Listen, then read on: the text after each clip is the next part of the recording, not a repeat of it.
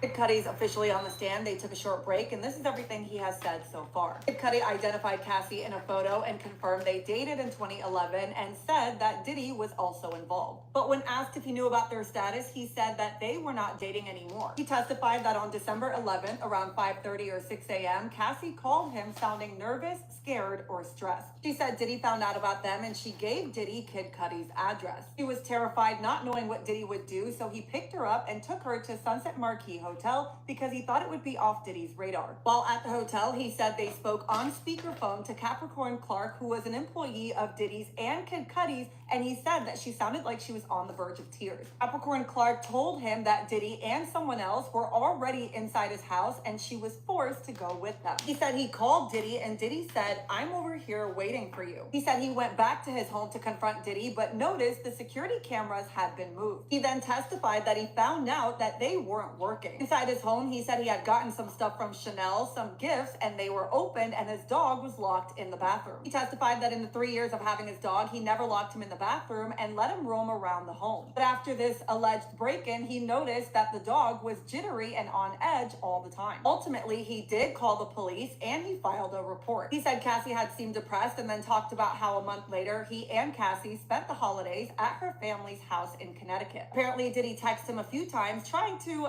figure things out. He ignored Diddy's text saying, "I guess he was in the dark about things and wanted to talk." But at that point, post break-in, "I don't want to talk." He testified that he and Cassie did break up and then said in January of 2012, which was a month after the break-in, he finds out about his car. He said his dog sitter called him and told him that his Porsche was on fire. He said he was about 45 minutes away at a relative of his ex-girlfriend's house and his friend took photos of his car. The prosecutor then showed him 6 photos to which he identified that yes, that was his car. In the photos, you could see the hole in the roof of his car where somebody had cut it in order to put a Molotov cocktail, which blew up his car. When asked what his reaction was to his car being set on fire, he said, "What the F?" Now, this is where they took the break. He is back on the stand, and it's being said that while he was describing all of this, Diddy was sitting there very calmly, legs crossed, and no emotion. As always, I will update you with the rest of his testimony once they go on their lunch break. Kid Cudi's officially on the stand. They took a short break, and this is everything he has said so far. Kid Cudi identified Cassie in a photo and confirmed they dated in 2011 and said that Diddy was also involved. But when asked if he knew about their status, he said that they were not dating anymore. He testified that on December 11th, around 5:30 or 6 a.m., Cassie called him sounding nervous, scared, or stressed. She said Diddy found out about them and she gave Diddy Kid Cudi's address. She was terrified, not knowing what Diddy would do, so he picked her up and took her to Sunset Marquis Hotel because he thought it would be off Diddy's radar. While at the hotel, he said they spoke on speakerphone to Capricorn Clark, who was an employee of Diddy's and Kid Cudi's,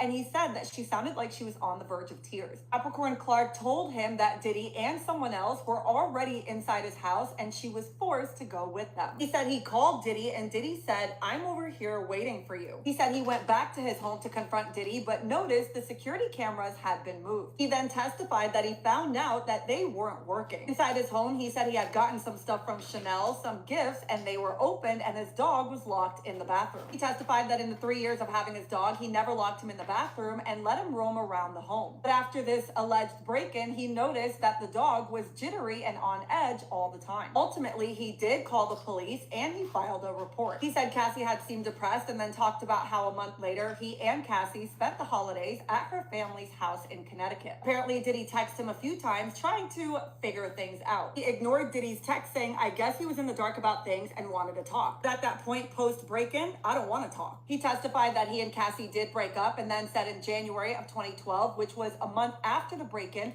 he finds out about his car. He said his dog sitter called him and told him that his Porsche was on fire. He said he was about 45 minutes away at a relative of his ex-girlfriend's house and his friend took photos of his car. The prosecutor then showed him 6 photos to which he identified that yes, that was his car. In the photos, you could see the hole in the roof of his car where somebody had it in order to put a Molotov cocktail, which blew up his car. When asked what his reaction was to his car being set on fire, he said, "What the F?" Now, this is where they took the break. He is back on the stand, and it's being said that while he was describing all of this, Diddy was sitting there very calmly, legs crossed, and no emotion. As always, I will update you with the rest of his time.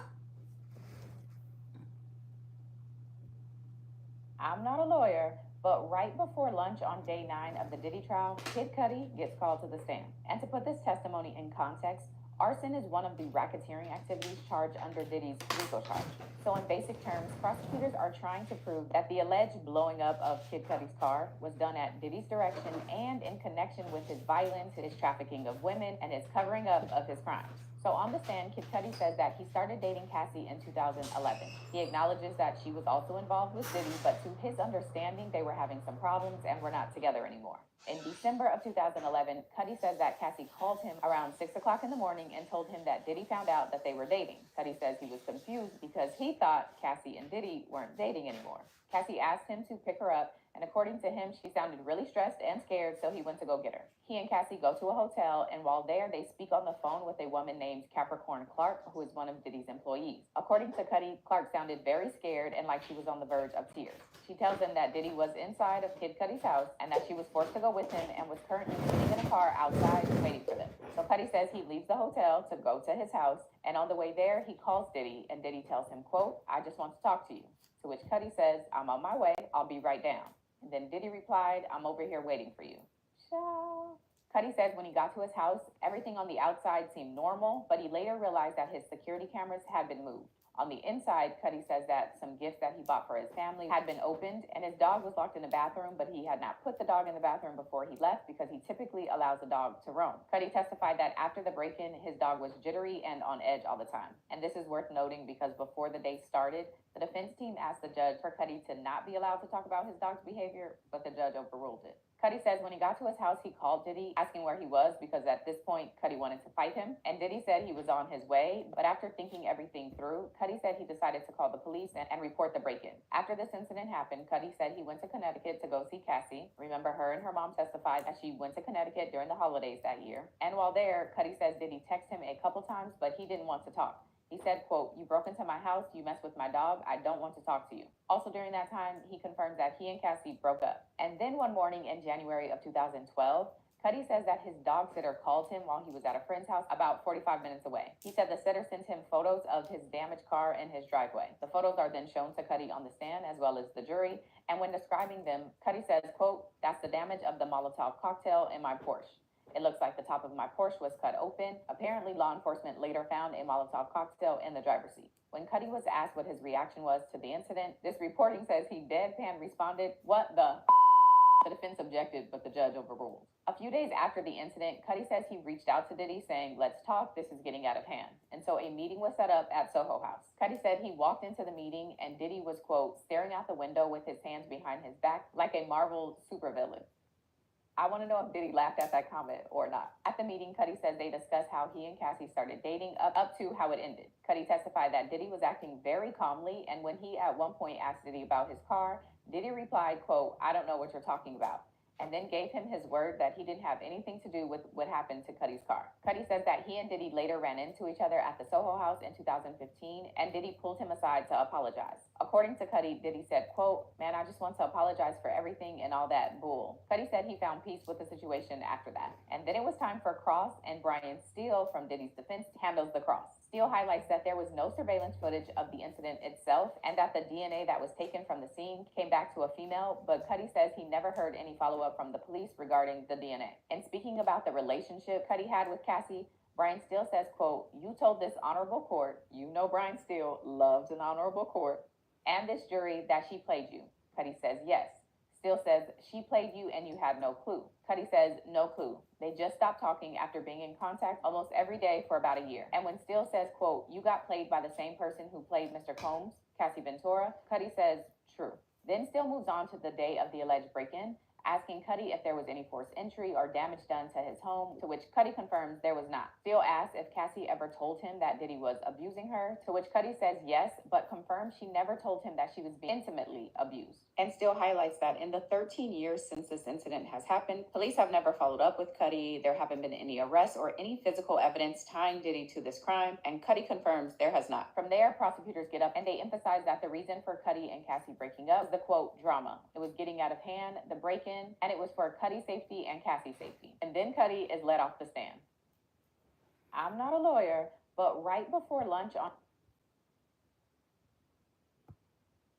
I'm not a lawyer, but the last few witnesses of day 9 of the Diddy trial was a makeup artist, a hotel manager, and an agent from Homeland Security. The makeup artist, whose name is Myla Morales, started doing Cassie's makeup regularly in 2007, with the last time being in 2021, and she says that Cassie was like a little sister to her. Morales noted that whenever she did Cassie's makeup, they would have to report back to Diddy with pictures because he, quote, always made sure the look was perfect. When asked if she's ever seen Cassie with injuries on her face, Morales said once around Grammy weekend in 2010 and another time after going to a party at Prince's house. Morales testified after going to the party, she and Cassie went back to the hotel room, and when Diddy showed up later, he came in asking where Cassie was, and then, according to Morales, he went into the room where she was, closed the door, and then she heard yelling and screaming. When Diddy eventually left, Morales said that Cassie was distraught and had a swollen eye, busted lips, and knots on her head. Morales packed up Cassie's things and then had a doctor friend of hers meet them at her house to see if Cassie had a concussion.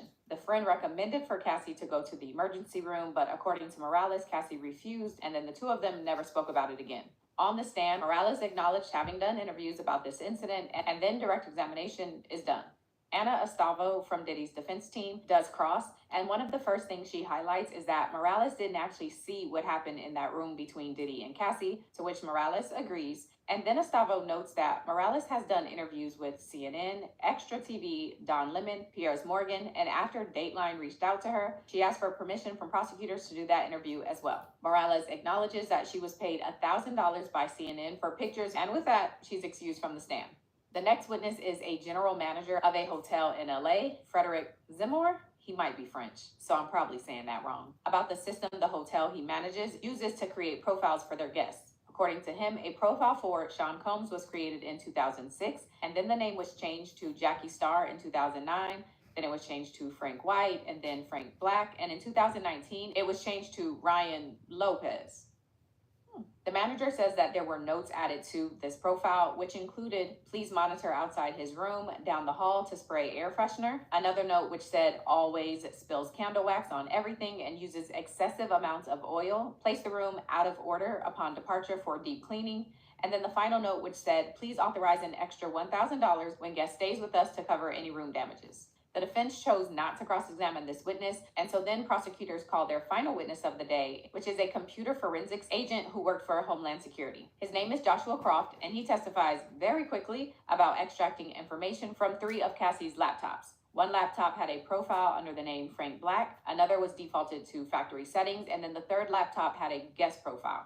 On cross-examination, the agent testified that he searched the laptops under a warrant, and with that, jurors are excused for the weekend. They will be back on Tuesday. Have a good weekend, child. I'm not a lawyer, but Y'all subscribe and hit the like button.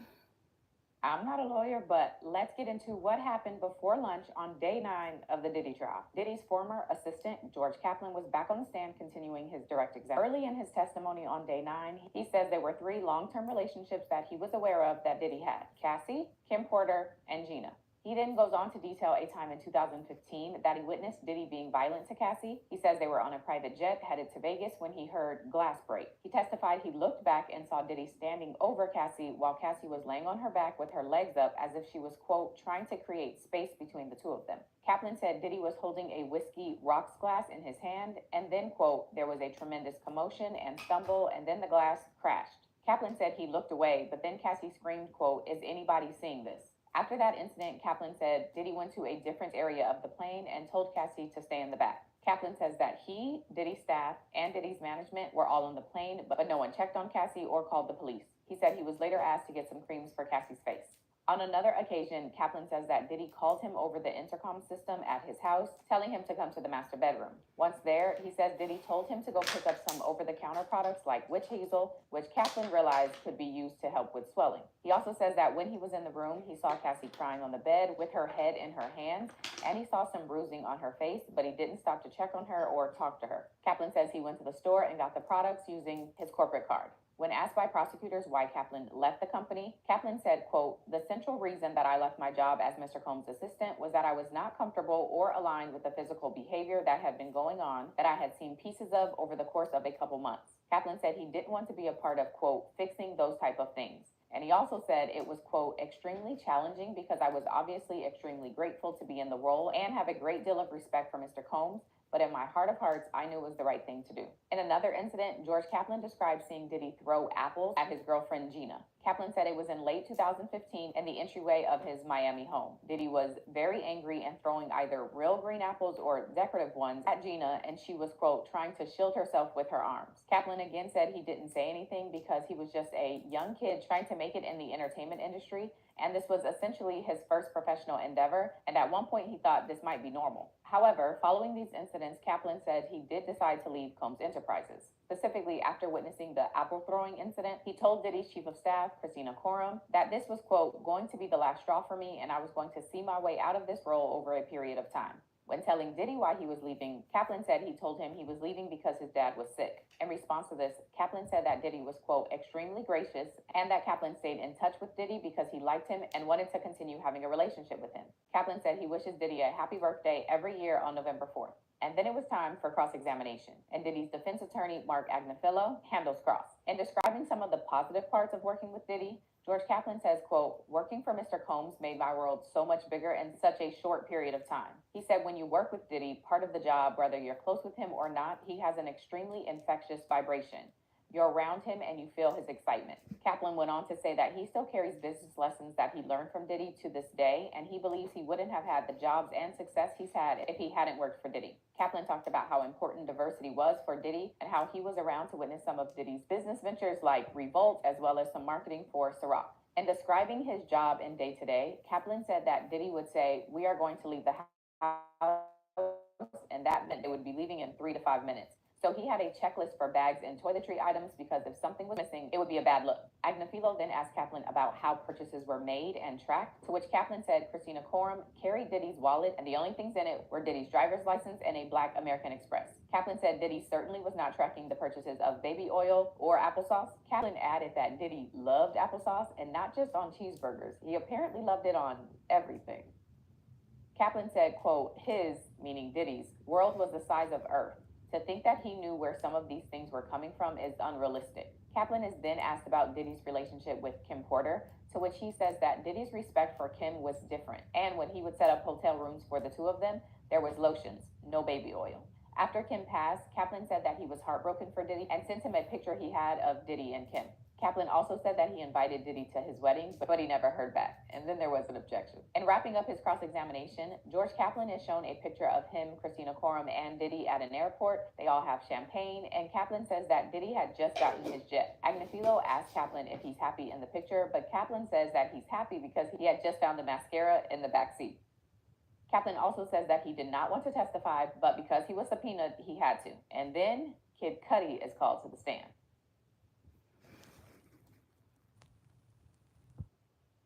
The world may have learned of Diddy's freak-offs in 2023, but at least one luxury hotel in Beverly Hills had a whole file on him. The general manager of the 5-star La Hermitage Hotel testified in court. See, we already know that Diddy has many names. Puff Daddy, P. Diddy, Diddy, Love.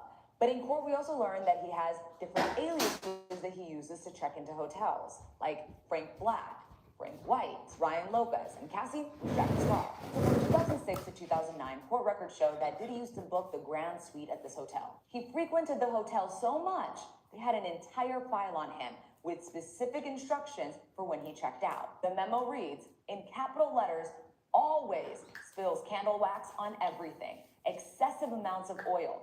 Place the room as out of order upon checkout for deep cleaning. It goes on. Please authorize an extra $1,000 when the guest books to cover damages. At this point, I saw at least 2 jurors smirk. They also recorded 2 instances where housekeeping passed by his room and told him to stop lighting candles. Another time, he was charged $500 because the housekeeper says there was candle wax on everything: the carpet, the nightstand, the bedroom. The world may have learned of Diddy's freak-offs in 2023, but at least one... Subscribe and hit the like button. Prosecutors confirmed that the next witness to take the stand, which won't even be until Tuesday, is Diddy's longtime assistant, Capricorn Clark. And she has spoken out before, calling Diddy the devil, which we will get to. But remember today, Kid Cudi said he spoke to her when he picked up Cassie, and she said that Diddy was at his house with another person while she was in the car and she was forced to go. Remember, one of Diddy's charges is kidnapping, so that would make sense as to why they would call her up after hearing what Kid Cudi said on the stand today. We already know how she feels about Diddy because she had once tweeted that black women end up being the sacrifice for the effery. Last 11 years of my life, I had to deal with everyone's nonsensical allegiance to the devil. I pray that ends. I don't think highly of any of you. Can't keep your head down and pretend ish is cool no more. Do better. She didn't stop there because she also tweeted, they will skin you and wear you baby girl, then pretend they never wanted the skin. Kim was the only person who didn't switch up. The only one. Dark times. I'm personally very triggered. I pray it's over. I never deserved this. Stop. General Justice lawyer tweeted that Clark is expected to provide first-hand accounts of Diddy's alleged abusive behavior. Reports suggest she was physically assaulted by Diddy after he discovered she withheld information about Cassie's relationship with Kid Cudi. He testifies to being assaulted and to witnessing or facilitating cover-ups of Diddy's alleged crimes. Her testimony could significantly bolster the prosecution's case. Her insights into the inner workings of Diddy's operations may provide compelling evidence of a pattern of abuse and obstruction. After hearing from Kid Cudi today and seeing the email from Cassie to her mom where she CC'd Capricorn Clark, we know she has a lot to say. As far as other witnesses they intend to call on Tuesday, they said they have someone from LA Police Department and another person from the fire department. Prosecutor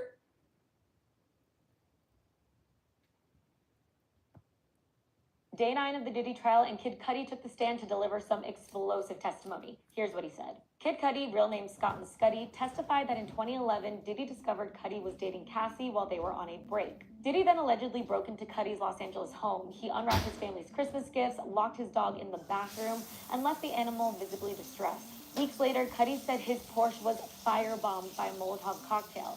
He testified that later during a meeting at Soho House, Diddy denied he was involved, but years later finally offered an apology. We first heard about the car being blown up in Cassie's 2023 lawsuit, but today was the first time it's been confirmed, and the jury were shown pictures of the damage. Cudi also mentioned that Cassie had previously told him about Diddy's violent behavior, but said he never witnessed it himself. Overall, he said he really loved Cassie and felt that she played him because she went right back to Diddy. Cudi posted this after his testimony. This is a stressful situation. I'm glad it's behind me. And, yeah, I love y'all, man. Big love. Court is off Friday and Monday for Memorial Day and will be returning on Tuesday. So check back here and on the Trial of Diddy podcast.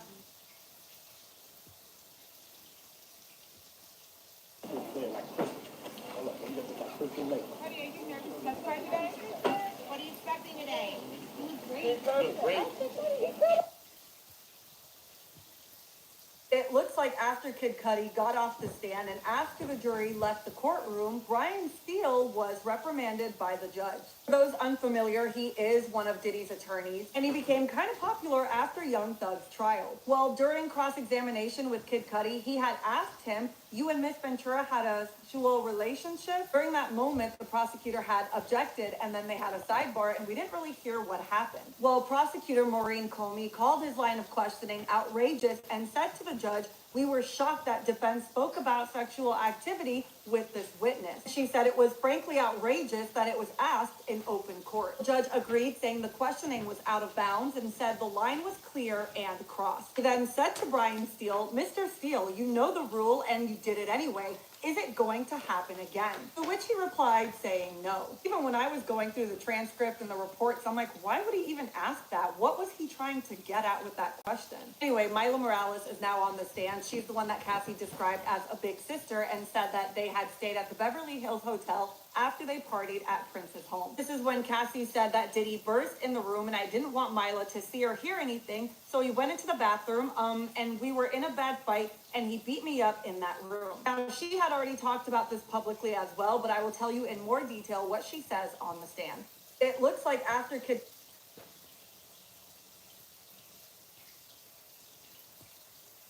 Diddy and Cassie's former makeup artist, Mila Morales, was on the stand, and she is already done. Mila testified that she worked for Diddy from 2000 to 2005, but then worked with other celebs like Rihanna, J-Lo, and Cassie. As far as her time with Cassie, she said it was from 2007 until COVID. And remember, Cassie said she was like a big sister to her. Well, she verified that by saying that Cassie was like a little sister to her, and that Cassie was a few years younger. When asked if she had seen injuries on Cassie's face, she said yes, and it was in 2010. With Grammy Family weekend in 2020, and last minute, Cassie had gone to Prince's home for a party. She said she stayed behind and took a nap in the Beverly Hills hotel room that they were sharing. She said she woke up to a commotion. Cassie walked in, and then right after was Diddy shouting, "Where the F is she?" He allegedly then followed Cassie into the bathroom and slammed the door. She testified that she heard yelling and screaming through the door, and then Diddy stormed out. She said Cassie was distraught and had a swollen eye, a busted lip, and knots on her head. She packed Cassie's things, took her to her home, and had her doctor friend come and check on her because she might have had a concussion. The doctor recommended that Cassie go to the ER, but Cassie had refused. Isla tells the jury, "I was afraid for my life, and that's why I didn't call the police." She said this was something they had never spoke about again. They just moved on, but she never forgot. She was asked if she had ever done interviews about it, and she said a couple. When asked if she was paid, she said no. She did testify that she provided photos of her and Kim Porter from the early 2000s and was paid $1,000 for those.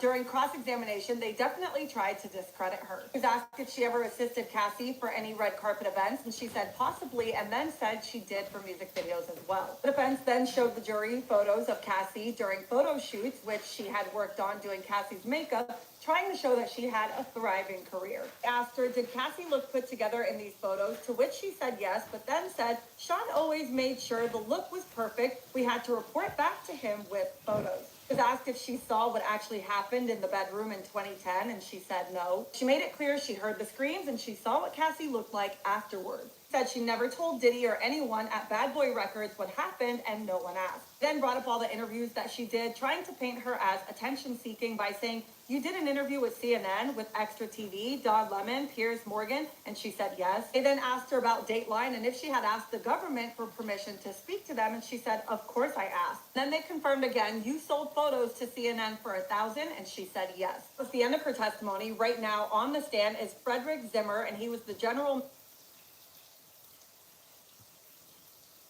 Diddy trial, day 9, afternoon update. The afternoon was pretty quick. We got out a little early. And I want to go back to George Kaplan's testimony from this morning. He started his testimony yesterday and finished the direct today. And just full disclosure, I missed a portion of it because I ran in late. My kid had a performance at school, but this is what I caught. So again, if I missed anything, it's because I wasn't there. But George Kaplan, he also got immunity, and that was the talk about him, maybe pleading the fifth, and now I can't even remember if I discussed this in my prior video, so if I did, I'm sorry. But yes, like David James, he got a proffer immunity because he was involved in some drug picking up. I don't know if you call that muling, whatever. But he talked about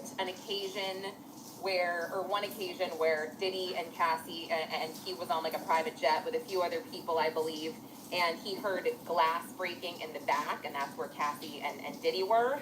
He didn't see anything, he just heard glass breaking, and he heard Cassie say something like, isn't anybody seeing this?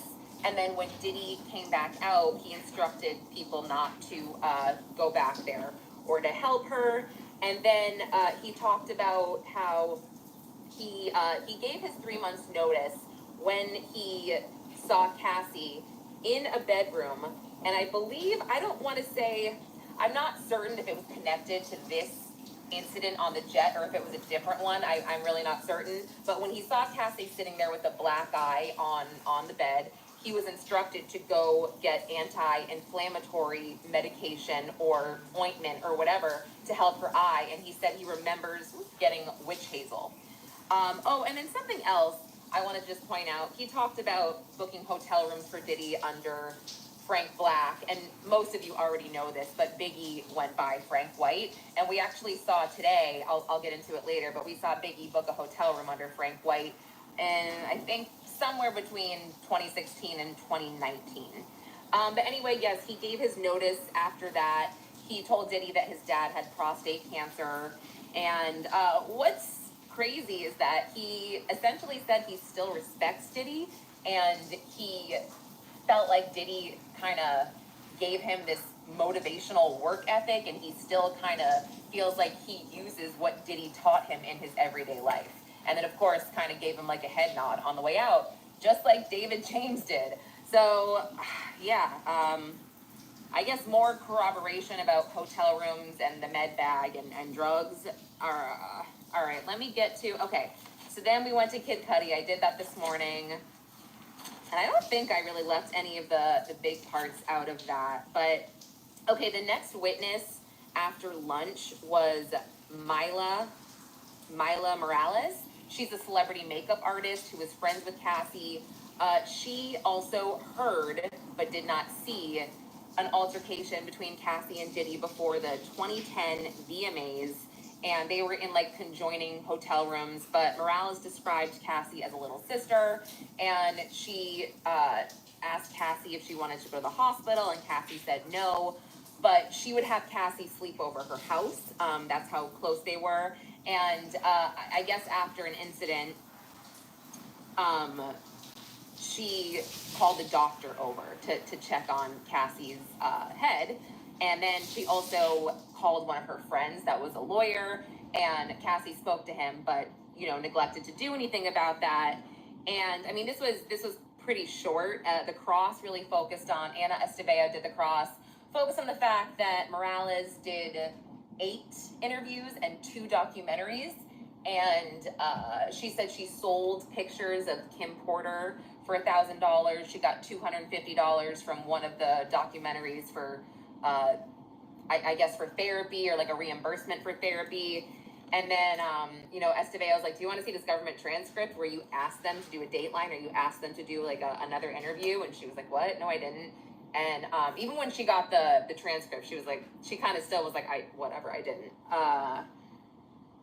Let me see. Okay, so then we got Frederick Zamore. He was the general manager, or is the general manager at the Beverly Hills La Hermitage Hotel.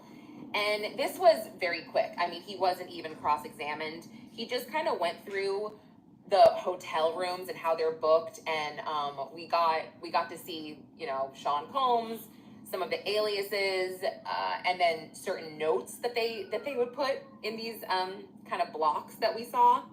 So someone, I don't know, it was someone named Ryan Lopez that would book the room, and then they would change the name to either Frank White, Frank Black at one point. Frank Black, and then Frank White at one point. Also, we saw it change to Jackie Starr. That was one of Cassie's aliases that we heard. We're seeing corroboration. And then we saw profile notes. And these profile notes, he described it is what they kind of put in for returning customers, or you know, things that they should know when it comes to the customers. So they noted that they only get certain rooms, and they kind of had like, I guess, letters depicting these certain rooms.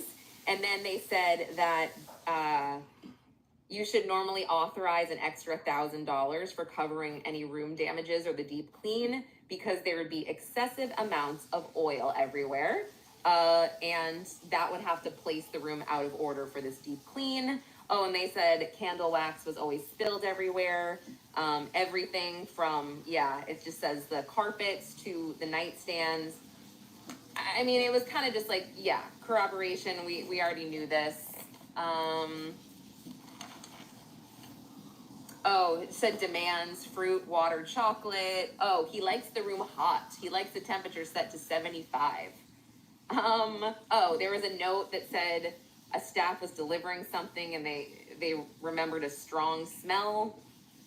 I mean, it was a whole bunch of, just corroboration that he uses candles and strong smell and oil, baby oil, Okay, so then we heard from Special Agent Joshua Croft, who is HSI Computer Forensics, and he went through all of his training and what he does with the HSI.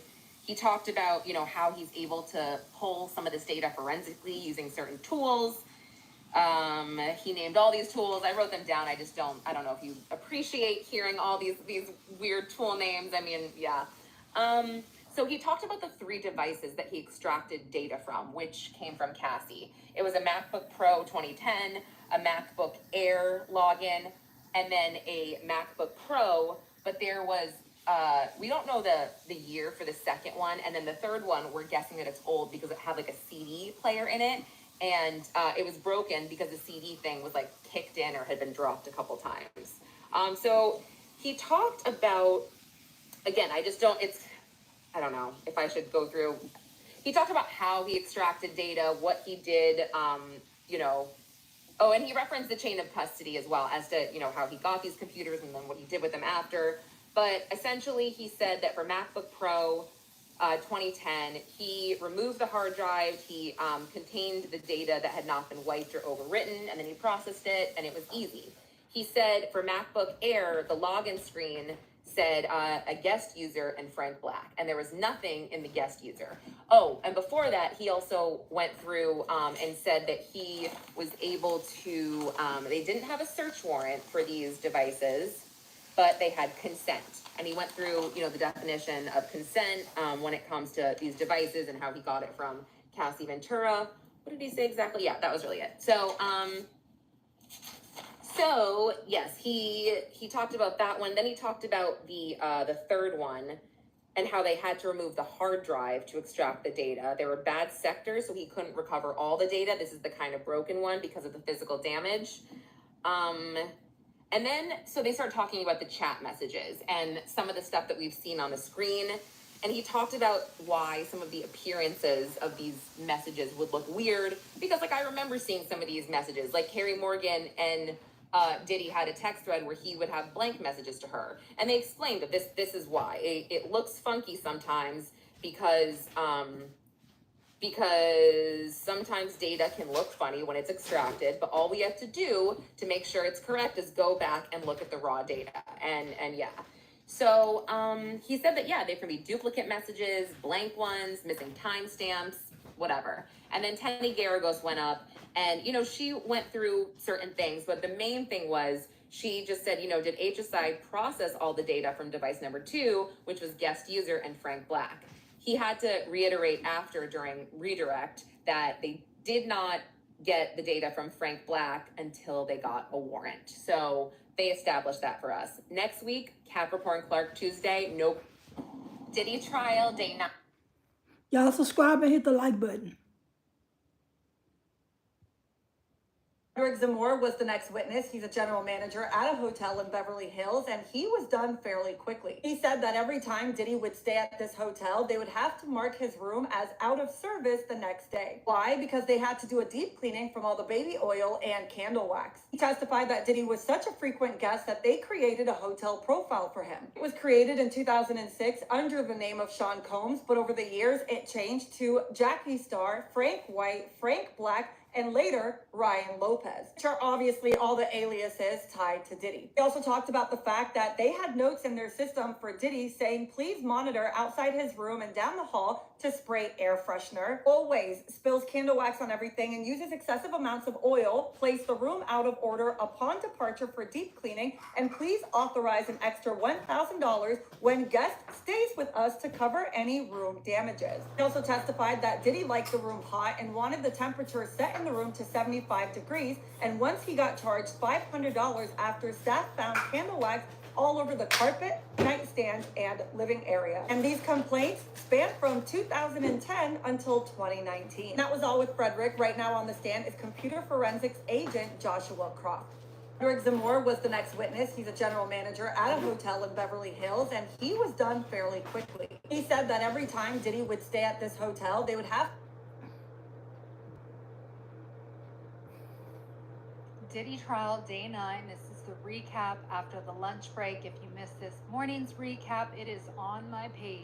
Next on the stand was makeup artist Mila Morales. She corroborated Cassie's prior testimony about Sean beating her up in a hotel bedroom after spotting her at Prince's party. So she says she's at Cassie's hotel and she stayed behind to take a nap on the couch. She is later woken up to commotion. She testified that Cassie came in and went straight to her bedroom with Sean behind her. The couple shut the door to the bedroom. She heard yelling and screaming before Sean left the hotel. She says she didn't actually witness what happened between the two of them, but Cassie had a swollen eye, a busted lip, and knots on her head. She says that Cassie stayed with her for a few days after the incident, and that since she refused to go to the emergency room, a doctor friend had come over to check out her injuries. She She says she was scared for her life and that's why she didn't call police. She says that her and Cassie did run into each other a few times after that night, but never acknowledged the incident. Under cross-examination, she confirmed that she's done a handful of interviews in recent months as misconduct allegations have come out against Sean Combs. She acknowledged speaking on the record to well-known media figures such as Don Lemon and Piers Morgan in 2024, participating in documentaries about Sean. Next on the stand was Frederick Zamore, hotel manager at l'Hermitage Hotel in Beverly Hills. He testified that after Sean would stay at his hotel, the rooms would require deep cleaning. He would stay under an alias and there would be notes in the computer that said Sean used excessive amounts of oil and spilled candle wax on everything. That the rooms would have to have additional deep cleaning and an additional $500 fee was charged for the damages. Next on the stand was Joshua Croft, a computer forensics agent working for Homeland Security. So he extracted data from 3 of Cassie's laptops. One of the laptops had been set to factory default and another opened to a login screen with the user profile Frank Black. We know that George Kaplan testified that hotel rooms were usually reserved under the name Frank Black for Sean. During cross-examination, he confirmed that Cassie gave the government consent to search the laptops. Wrapped up the day early, they sent the jury home. There is no court tomorrow or Monday. Subscribe and hit the like button. We just wrapped week 2 of the Diddy trial. Here are the highlights. George Kaplan, Diddy's former assistant, finished testifying, and he described several incidents where Diddy was violent with Cassie. On his private jet with broken glass. In his home, Cassie had been bruising on her face. He also saw Diddy throw an apple at another girlfriend. Kaplan said he quit because of the violence, but on cross, he admitted that he told Diddy he was quitting because his father was sick. Kaplan also said Diddy didn't buy the baby oil himself and the staff handled purchases. After much anticipation, rapper Kid Cudi took the stand today. He briefly dated Cassie, and when Diddy found out, Diddy broke into his home and his Porsche was set on fire with a Molotov cocktail. Kid Cudi believed Diddy was responsible and he confronted him about it, but Diddy denied it and Kid Cudi didn't have the proof.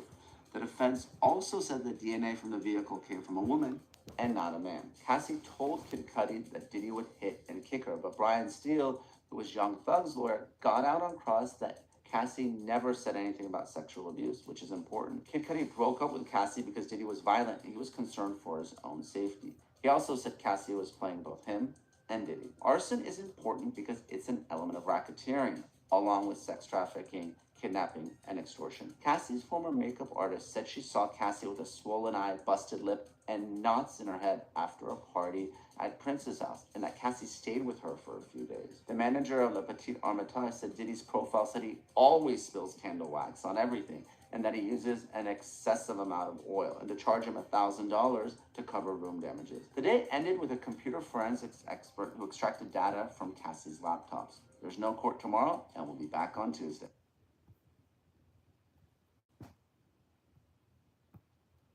Diddy trial, day 9, Scott Muscudi, also known as Kid Cudi, is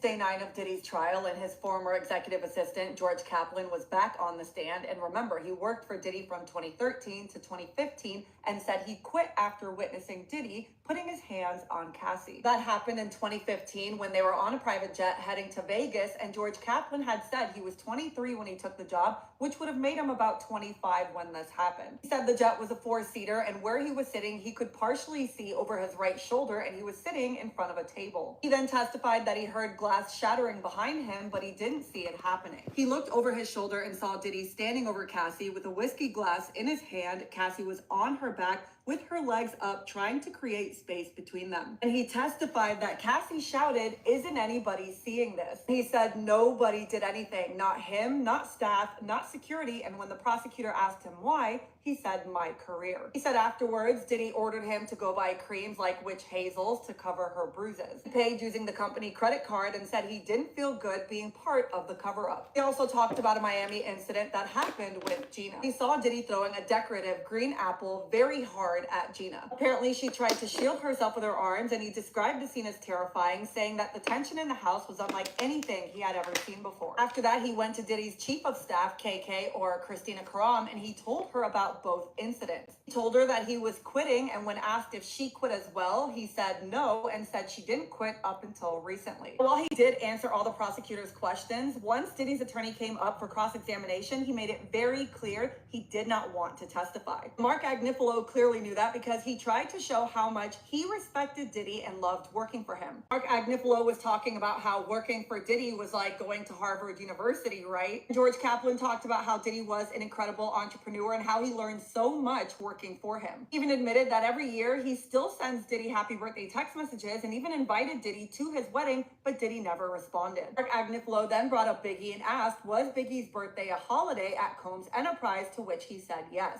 When asked if it was a creative environment, he said absolutely. It attracted all kinds of creative people, lawyers, musicians, advertising people. When asked how he paid for things, he said a corporate credit card. When asked how Diddy paid for things, he said KK had his wallet and would use an Amex.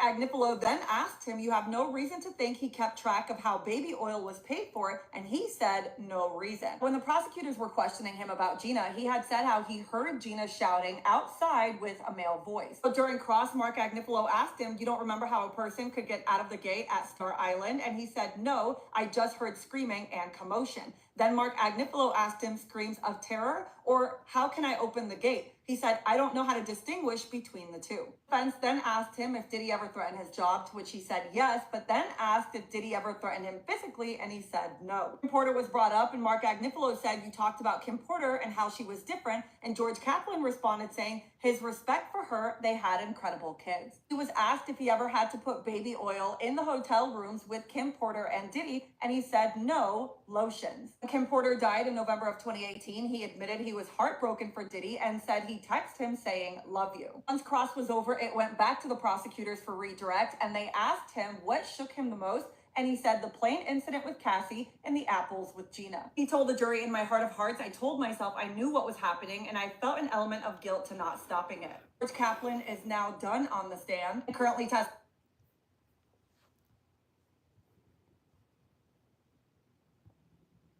Combs is back in court today for his federal sex trafficking trial. The disgraced music mogul has pleaded not guilty to multiple charges after being accused of using his fame and power to sexually abuse women for decades, including his ex-girlfriend, Cassie Ventura. So far, the jury has gotten a glimpse into Combs's world, with witnesses testifying to his so-called freak-offs.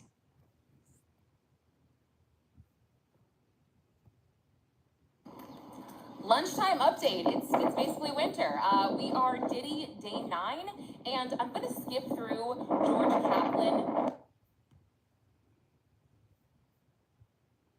Made it appear that Diddy was going to confront you in a very ominous way with 3 guns in the car. Did you guys have serious beef to the point where he might have used those guns, do you think? If he'd have confronted me and he had a gun,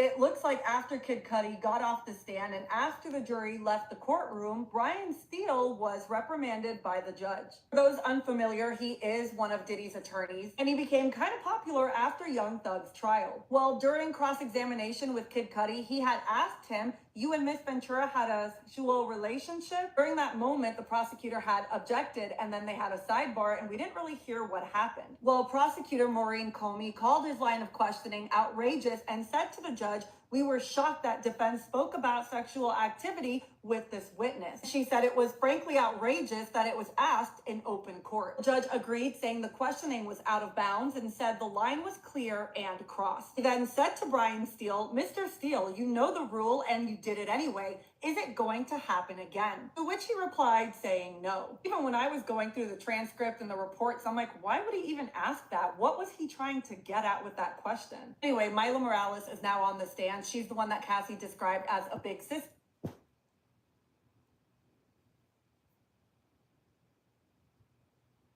Cudi's officially on the stand. They took a short break, and this is everything he has said so far. Kid Cudi identified Cassie in a photo and confirmed they dated in 2011 and said that Diddy was also involved. But when asked if he knew about their status, he said that they were not dating anymore. He testified that on December 11th, around 5:30 or 6 a.m., Cassie called him sounding nervous, scared, or stressed. She said Diddy found out about them, and she gave Diddy Kid Cudi's address. He was terrified, not knowing what Diddy would do, so he picked her up and took her to Sunset Marquis Hotel because he thought it would be off Diddy's radar. While at the hotel, he said they spoke on speakerphone to Capricorn Clark, who was an employee of Diddy's and Kid Cudi's, and he said that she sounded like she was on the verge of tears. Capricorn Clark told him that Diddy and someone else were already inside his house and she was forced to go with them. He said he called Diddy and Diddy said, "I'm over here waiting for you." He said he went back to his home to confront Diddy, but noticed the security cameras had been moved. He then testified that he found out that they weren't working. Inside his home, he said he had gotten some stuff from Chanel, some gifts, and they were opened, and his dog was locked in the bathroom. He testified that in the 3 years of having his dog, he never locked him in the bathroom and let him roam around the home. But after this alleged break-in, he noticed that the dog was jittery and on edge all the time. Ultimately, he did call the police and he filed a report. He said Cassie had seemed depressed and then talked about how a month later, he and Cassie spent the holidays at her family's house in Connecticut. Apparently, Diddy texted him a few times trying to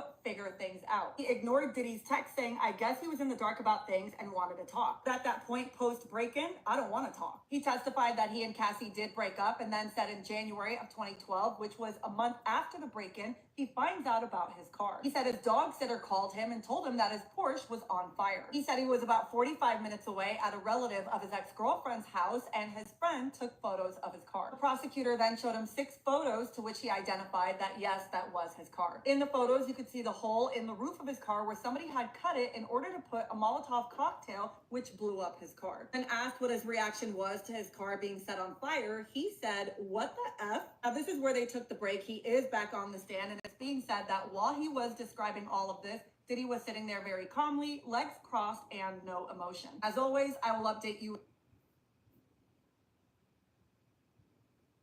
Kid Cudi is scheduled to testify. Yes, so he... Kid Cudi's officially on the stand. They took a short break, and this is everything he has said so far. Kid Cudi identified Cassie in a photo and confirmed they dated in 2011.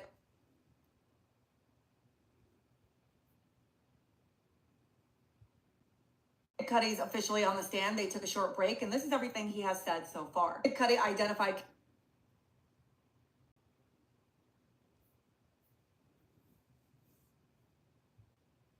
that point post break-in, "I don't want to talk." He testified that he and Cassie did break up and then said in January of 2012, which was a month after the break-in, he finds out about his car. He said his dog sitter called him and told him that his Porsche was on fire. He said he was about 45 minutes away at a relative of his ex-girlfriend's house and his friend took photos of his car. The prosecutor then showed him 6 photos to which he identified that yes, that was his car. In the photos, you could see the hole in the roof of his car where somebody had cut it in order to...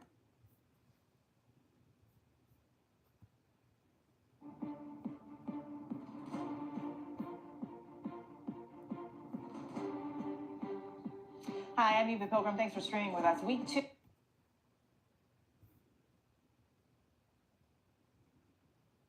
Kid Cudi's officially on the stand. They took a short break, and this is everything he had.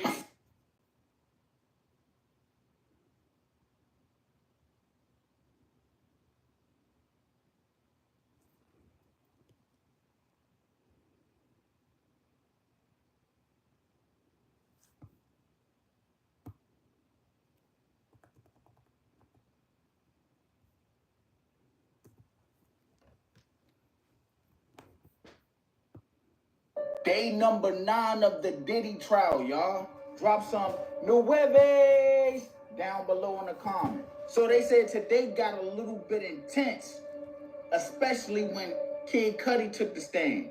But he did reveal some shocking shit about Cassie. And I got it all here for y'all in the report. But before we do that, y'all already know. Like and share this video. And also down below in the comments, drop some fire emojis, man. Let me know that you've been rocking with these videos. Now, I'm not gonna lie, y'all. This video is a little different from the other ones just because it's something I'm gonna do. I'm not gonna say too much. I'm gonna talk in code, so if it sounds crazy, let it sound crazy. There can only be two, maybe even you. Something slight, nothing too crazy, but it's in this video, and y'all let me know down below in the comments if you caught. I need y'all to pay attention.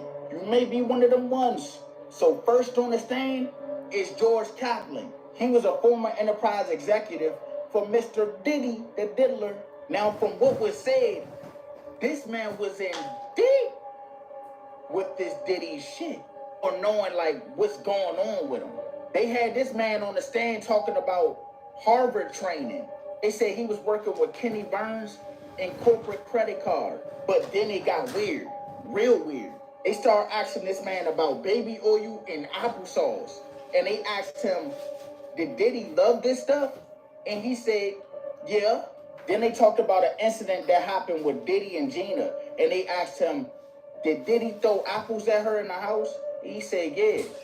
Imagine that, y'all. This man having a temper tantrum and he started throwing apples and shit. When he was describing the incident, he said Diddy's tone was off. Like he sounded like he was out of it. He said he was hella angry. He said he found the whole shit troubling. Then they brought up Biggie name. They asked Kaplan, was Biggie birthday a company holiday? And he said, yeah, we be turning up. And that was pretty much it for Kaplan. Then y'all, guess who came up next? They said when this man arrived, the whole courtroom was leaning in. They was ready to hear what he had to say. Y'all know who that is, right? That's Kid Cudi. So Cudi got on the stand and they start asking him questions. They asked him, when did he date Cassie? He said he started dating Shorty back in 2011. So according to the reports, they said one morning, Cassie called Kid Cudi on the phone frantically, y'all. She was like, brr, brr. He answered, hello? She was like, look, I gotta tell you, I think Diddy found out about me and you. He was like, what? How the fuck that happened? I don't know, but I'm scared. They said she was scared, y'all. And they said this happened around 5:30 in the morning. And they said before the phone call ended, she was like, I'm so scared. I need you to come pick me up now. He was like, I'm on my way.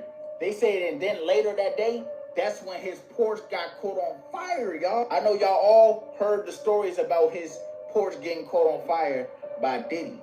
They say his joint was caught on fire by a Molotov cocktail.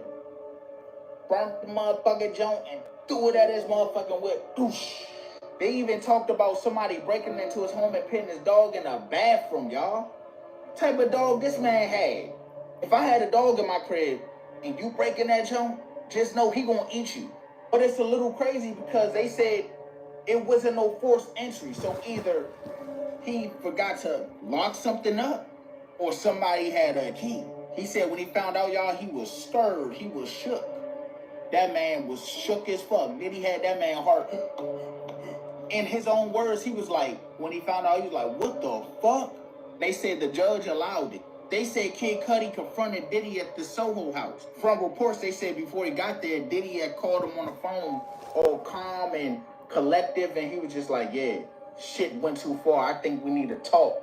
They said when he got there, Diddy was standing there like a super villain, y'all, all calm. I'm not gonna lie, I could picture Diddy doing some shit like this, y'all. Can y'all? Imagine you walking and Diddy was doing that. So he said after Diddy was looking like a super villain, when he walked in, he said Diddy offered that man some water. He was like, I'm good. I wouldn't have took the water either, so I don't blame him. You never know what was in that water. It probably could have been something that took his ass out. Kid Cudi also testified that Cassie told him that Diddy was kicking the shit out of her, y'all, and that she felt like things were just spiraling. So the crazy thing about all of this, they still don't know who was in the home, who really burnt the car, and how they got in his home. But from what I heard, or what reports are saying, they saying Cassie may have gave this man a key. May have gave Diddy a key, and he probably had some people go over there.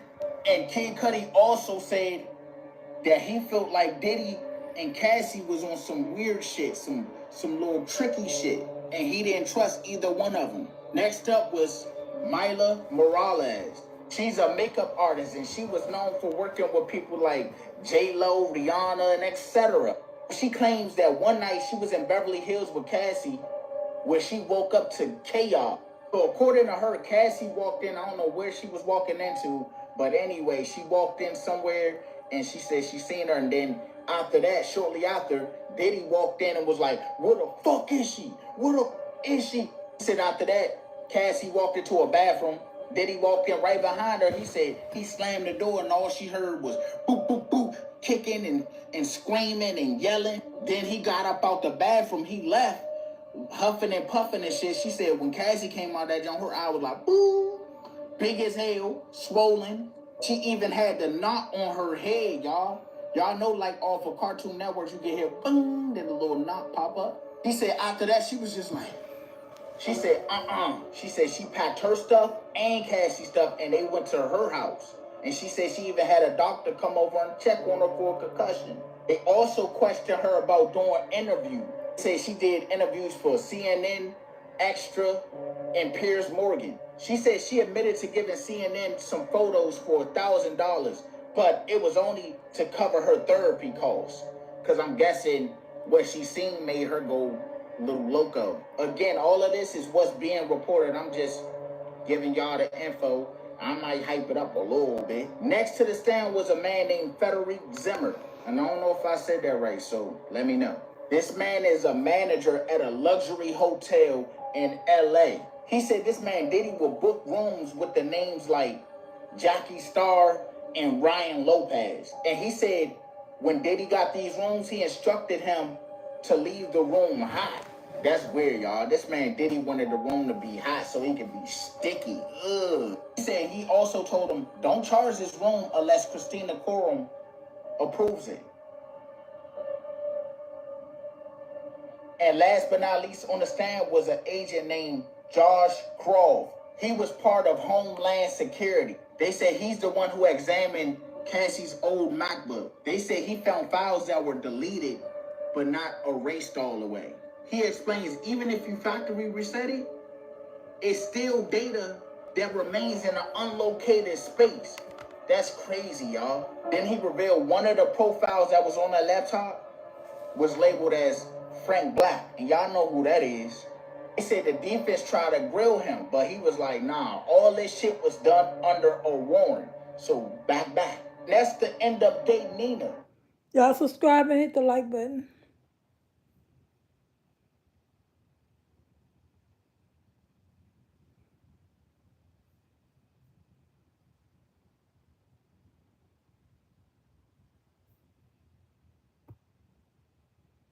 Ooh, y'all. This man right here, I'm starting to think this man right here is a psychopath, okay? Diddy trial day 9. Let's get into it, y'all. Woo! So we're going to start with the hotel Diddy usually stayed at when he is in Beverly Hills, called Hermitage. That's my pronunciation for you, okay? But Frederick Zamore, the general manager of the hotel, said Diddy will usually come, but he'll come under different alias, different names, all.